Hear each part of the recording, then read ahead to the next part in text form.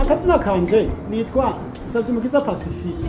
Nkaba njeje kwakira abantu ngaha kuri societe Impano Video muzi bijeje guhinyanyura amasanamu n'ibindi bikorwa bitandukanye.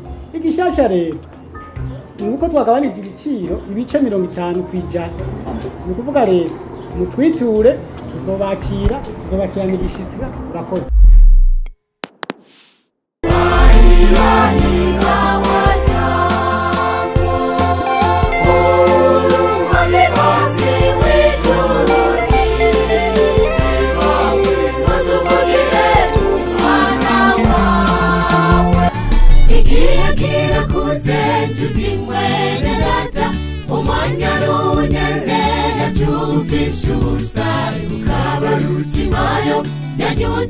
Na Yesu yagize amahirwe adasanzwe ntiyayapfishusa. Okay, na mimi naitwa X-Way kwa jina la wazazi wameniita Wampenda Idi. Mimi ndio director technique wa kampuni kubwa Impano Video. Sasa unapotaka kufanya kazi nzuri, karibu kwenye kampuni kubwa hii. Sasa kwa hiyo tumepunguza bei kwa sababu ni mwisho wa mwaka. Wewe unayoimba nyimbo za Injili, unayoimba nyimbo za wasanii, karibu kabisa kwenye kampuni yetu kubwa, tutakushika, tutakupokea vizuri kwa usalama. Chika makofi. Daba hiki. Nasio kutelefona. Nitapana ya kosi kakakosi. Je huyu. Chika kumbeshera. Je shaka kuri bimiki. Wamibije. Wewe telefone yarije. Kuta ya mbere.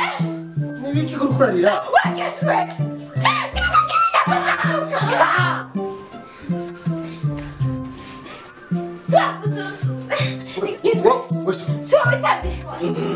Sawa. Nindakutavye. Igata telefone ndakutavye. Ubwire. Ninde itavye?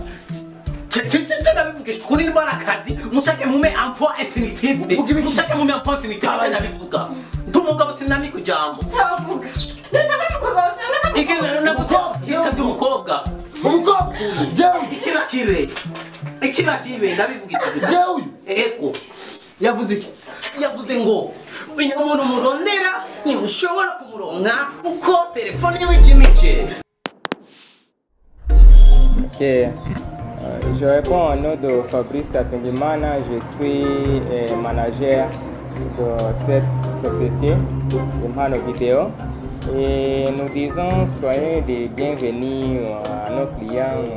Nous sommes en train de faire la promotion, de finaliser l'année de 2018 et vraiment si vous êtes choraliste, chanteur, soyez le bienvenu au studio. Nous avons diminué les prix jusqu'à 50%, c'est-à-dire divisé par 10 tarifs. Merci beaucoup.